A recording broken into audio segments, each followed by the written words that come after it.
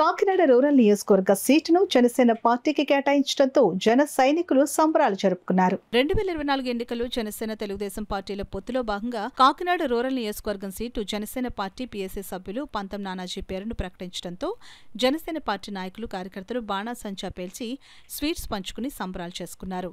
పలువురు నాయకులు కార్యకర్తలు నానాజీకి అభినందనలు తెలిపారు. నానాజీ మాట్లాడుతూ జనసేన పార్టీ అధినేత పవన్ కళ్యాణ్ తనపై నమ్మకంతో కాకినాడ రూరల్ నియోజకవర్గం సీటును కేటాయించడం జరిగిందని అన్నారు. తనపై పెట్టిన నమ్మకానికి జీవితాంతం పవన్ కళ్యాణ్కి రుణపడి ఉంటానని తెలిపారు. త్వరలో జరగనున్న ఎన్నికల్లో కాకినాడ రూరల్ నియోజకవర్గం నుండి జనసేన పార్టీ అఖండ విజయం సాధించి పవన్ కళ్యాణ్కు గిఫ్ట్గా ఇవ్వడం జరుగుతుందని తెలిపారు. సాధారణ పరిపాలన ముందు తీసుకుని వచ్చి తర్వాత అభివృద్ధి సంక్షేమం రెండు కూడా చేయడం జరుగుతుంది. అట్లాగే ఈ రోజుల్లో పార్టీలు మారి పార్టీల వ్యవహారాలు రకరకాలన్నీ జరుగుతున్న వ్యవహారాల్లో ఎటువంటి పరిస్థితులు వచ్చినా సరే పవన్ కళ్యాణ్ గారికి అండగా ఖచ్చితంగా నిలబడతాం.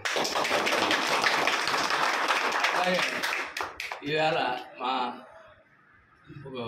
మా పొత్తు పార్టీ ఏ పార్టీ అయితే ఉందో తెలుగుదేశం పార్టీ వారందరినీ కూడా ప్రతి గ్రామ స్థాయి లీడర్ దగ్గర నుంచి రాష్ట్ర స్థాయి లీడర్ దాకా నా కాన్స్టిట్యూన్సీలో ఉన్న ప్రతి ఒక్కరిని కూడా కలుపుకుని వెళ్ళడం జరుగుతుంది.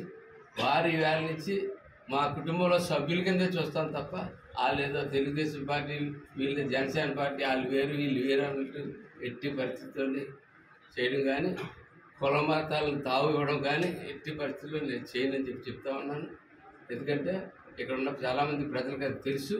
కానీ ఇవాళ చెప్పవలసిన బాధ్యత పెద్ద బాధ్యత నా మీద కళ్యాణ్ గారు పెట్టారు కాబట్టి నలుగురికి తెలియజేయాలి కాబట్టి నేను తెలియజేస్తా ఉన్నాను.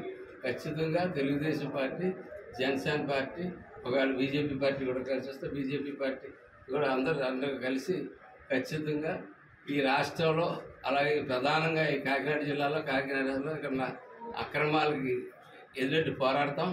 అట్లాగే ముందు మాకు కావాల్సిన సాధారణ పరిపాలన మౌలిక సదుపాయం లేకుండా పోయిన పరిస్థితి వల్ల ఈ ప్రాంతంలో ఏర్పడింది. దాన్ని సరిదిద్దడంలో మా జన సైనికులు తెలుగుదేశం మిత్రులు అందరితో కలిసి శ్రమించి పనిచేస్తానని చెప్పి తెలియజేస్తూ